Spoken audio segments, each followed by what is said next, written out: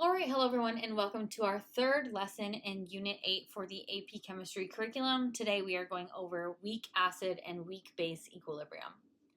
Weak acids only partially ionize or dissociate in water, which establishes an equilibrium between the unionized species and their conjugates. Because only a small fraction reacts, the concentration of hydronium is going to be much lower than the initial concentration, and pH must be calculating using equilibrium constant expressions like Ka and pKa. So we are going to be pulling in a lot of Unit 7 with this specific lesson. Then with our weak bases, they are also only going to partially dissociate or partially ionize in water. And again, that's going to establish an equilibrium between the base and its conjugate acid. So the concentration of hydroxide ions is not equal to the initial base concentrations like we were doing with strong bases. Their behavior is described using equilibrium constants like Kb and pKb, which are used to calculate pH and percent ionization.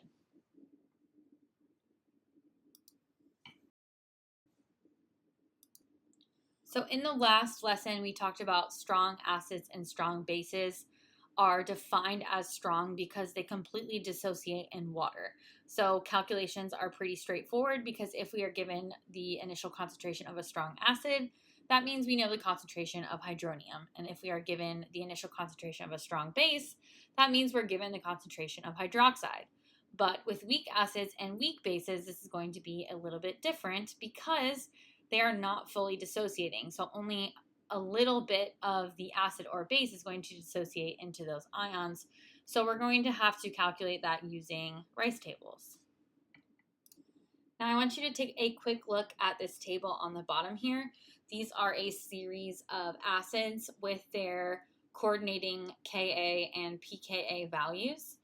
As you can see, HI is a strong acid that you need to memorize, and it has a relatively high Ka value.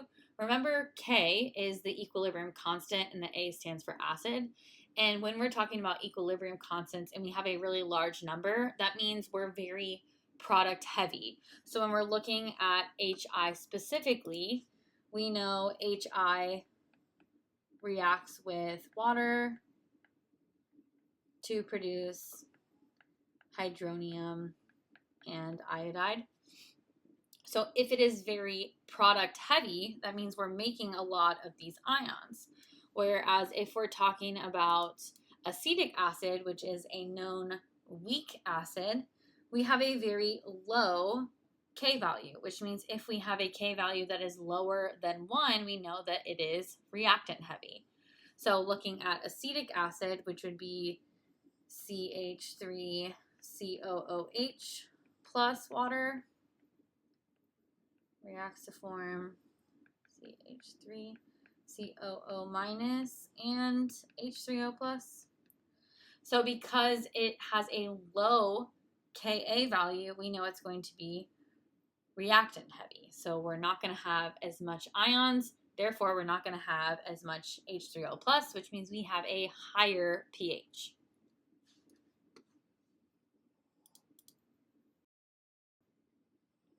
All right, so after that explanation, I would love for you to pause this video and try to answer this as if you were answering an FRQ and see if you understand that correlation between equilibrium constants of acids and a strong acid versus a weak acid. So acid strength can be compared using our equilibrium constant or Ka values, where a larger Ka is going to indicate a stronger acid and therefore greater ionization. And by examining the table, the strongest acid is going to have the highest Ka value, which is hydroiodic acid. And the weakest acid is going to have the lowest Ka value, which in this case is going to be acetic acid.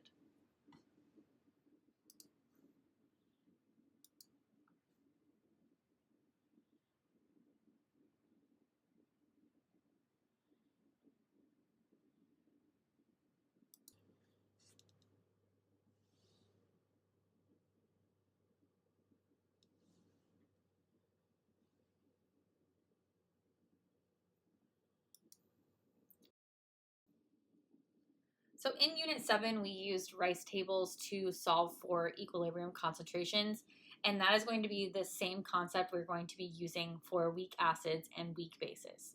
So here we have a 2 molar solution of acetic acid, and we are given the equilibrium constant for that acid, which is 1.8 times 10 to the negative fifth.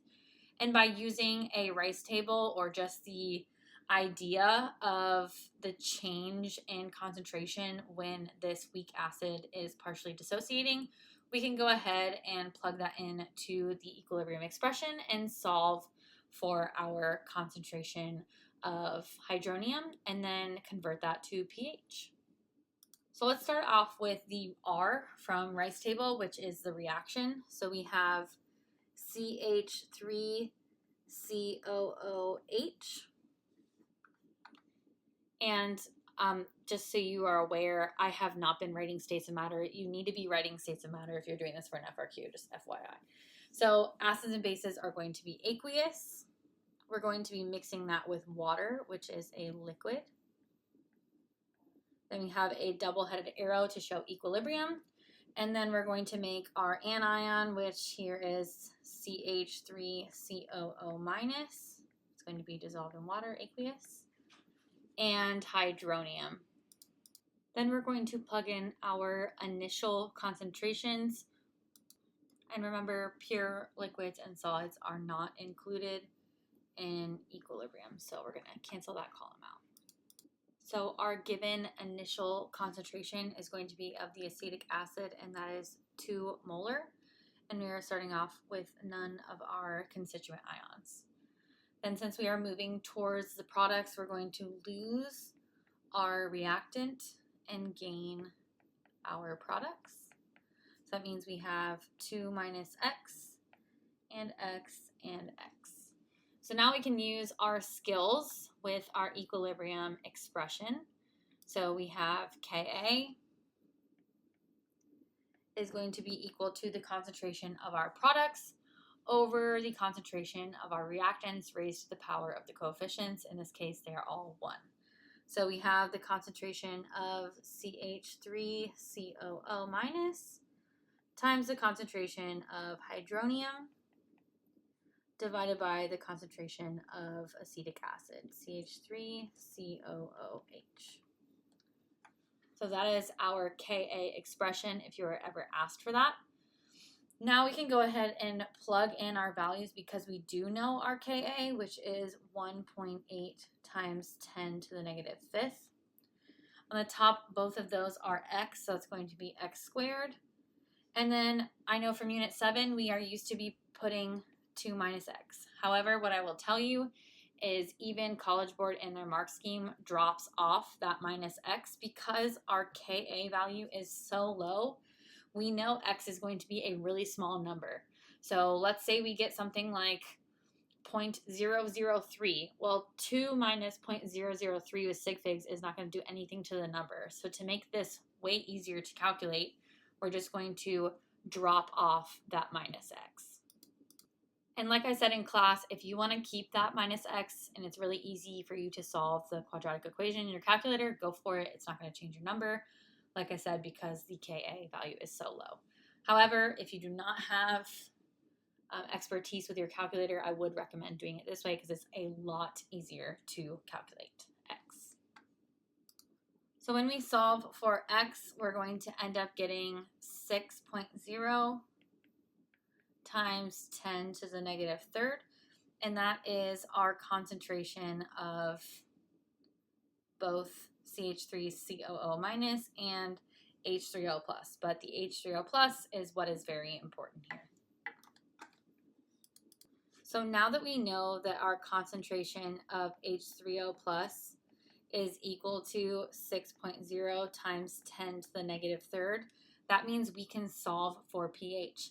Because from our reference sheet, we know that pH is equal to the negative log of the concentration of hydronium ions.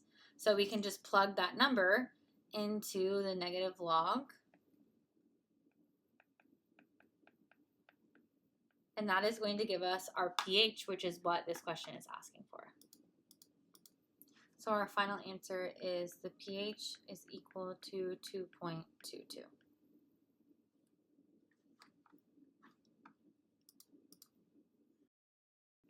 All right, now let's do the same thing, but with a weak base. So we're given a Kb value. So let's start off with our reaction. We have NH3, it is a base, so we can assume it is aqueous. That is going to be mixed with liquid water. Then we have our double-headed arrow showing equilibrium. A base is a proton acceptor, so it's going to turn into NH4+. And we're going to have OH- from the water, again, aqueous. So now we can go ahead and set up our rice table. Remember, pure liquids and solids are not included in equilibrium, so we are not going to be filling out this water column. And we were given a 1 molar concentration for ammonia. So we're going to start off with 1. We know we are moving towards the products because those are starting at 0. So we're going to lose our reactant and gain our product. And the reason those are all just 1x is because the coefficient is 1. So now at equilibrium, we have 1 minus x, x, and x. So now we can go ahead and set up our equilibrium expression. So remember, Kb is going to be concentration of products, NH4 plus ammonium, times OH minus hydroxide, over the concentration of the reactant, which is ammonia. So now we can plug in values. We already know Kb, which is 1.8 times 10 to the negative 5th. Both of our products are x, so it's going to be x squared up top. And we know 1 minus x is going to be about the same as 1, and that is because Kb is less than 1. So instead of just writing 1 minus x, we're just going to write 1. So when I solve for x, I'm just going to take the square root of 1.8 times 10 to the negative 5th. That's going to give me an x value of 0.0042. So now I know that my concentration of hydroxide ions is 0.0042. And because I know that,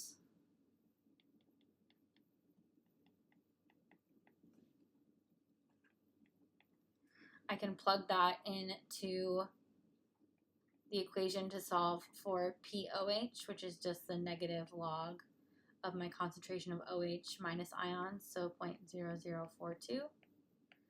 That's going to give me POH, but because it's asking for pH, I'm going to take 14 and subtract my POH of 2.38, and that's going to give me my final answer of 11.62 for my pH. So pH equal to 11.62.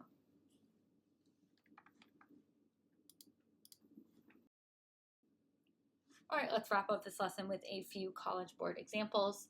This one says the equilibrium reaction shown above represents the partial ionization of the weak acid HCN. A 0.2 molar HCN solution has a pH of 4.95.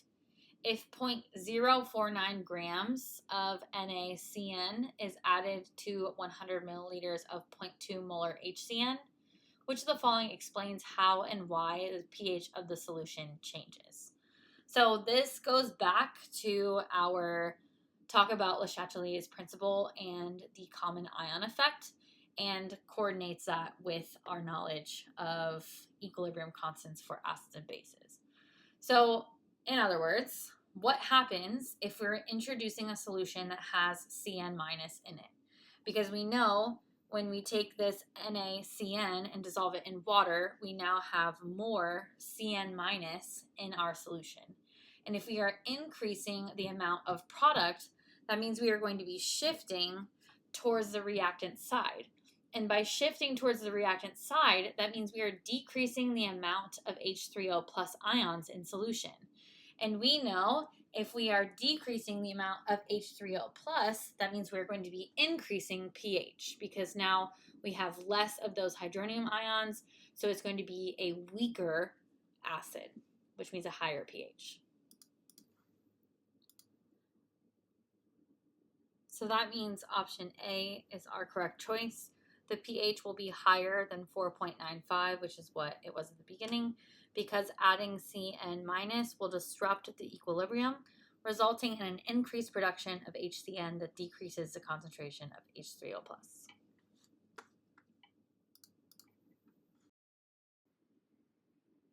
All right, and now let's do the first two parts of a long FRQ from Unit 8. Part A says, in the following box, complete the Lewis electron dot diagram for a molecule of methylamine. Show all bonding and non-bonding valence electrons. So first, I think the best way to double check your work on these is to count up all of your valence electrons and make sure you have all of them at the end. So we know carbon has 4, then we have 3 from these 3 hydrogens. We know nitrogen has 5, and then 2 from those 2 hydrogens. So at the end, we can double check that we have 14 electrons, and then we know that we did everything correctly. So starting out with the hydrogens, because that's the easiest, hydrogen only has 1 valence electron, so I'm going to bond that one out, and it will only have 1 bond, and you cannot expand a hydrogen's valence shell because there's only room for 2 electrons. So hydrogen only can form 1 bond, so we're going to start with those. Carbon has 4 valence electrons. It already bonded out 3, so it's only going to bond out 1 more. And because it's in the second period, it cannot have an expanded octet. So the most it can have around it is 8, which it currently has. And then nitrogen. Nitrogen has now bonded out 3 of its 5 valence electrons. So there are 2 remaining that go directly onto the nitrogen. And this is worth 2 points. And then just to double check, if you wanted to count your electrons, 2, 4, 6, 8, 10, 12, 14.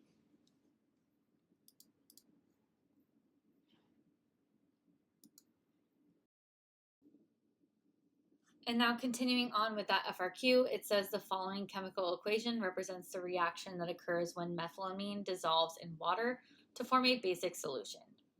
Part B says the pH of 2.65 molar methylamine is 12.54. Determine the value of Kb for methylamine. So we know when we're working with Kb and bases, we need concentration of hydroxide, and we are given pH. So our first step is going to be solving for POH. So to solve for POH, we take 14 minus the pH, and that will give us the POH. So 14 minus 12.54 is going to give us 1.46. And that is our POH. Now that we have POH, we can solve for the concentration of hydroxide ions by taking 10 to the negative POH. So 10 to the negative 1.46 is going to give us the concentration of our hydroxide ions. And we get 3.47 times 10 to the negative 2 concentration of hydroxide ions. Now, if you remember from our rice table examples a couple slides ago, we know that this value here, the concentration of hydroxide ions, is equal to X when we're using the rice table. So now that we have X, we can go ahead and plug that in to our equilibrium expression. So equilibrium expression is going to be Kb equals the concentration of our products.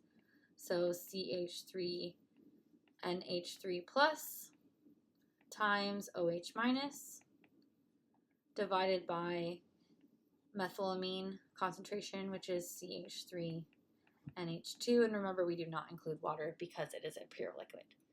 So if you need to do the rice table, you can definitely do that real quick, even just using the equation that's already written for you. We start at 2.65 and 0 and 0. We're going to be minus X, and plus X.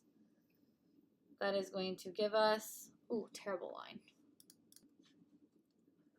2.65 minus x, x, and x.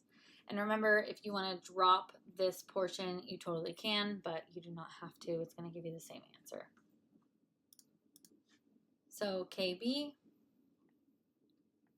is equal to x squared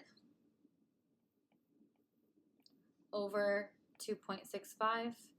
And because we found x, it's going to be 3.47 times 10 to the negative second squared divided by 2.65. So that's going to give us a KB value of 4.54 times 10 to the negative 4. And remember, equilibrium constants have no units. So that is our final answer.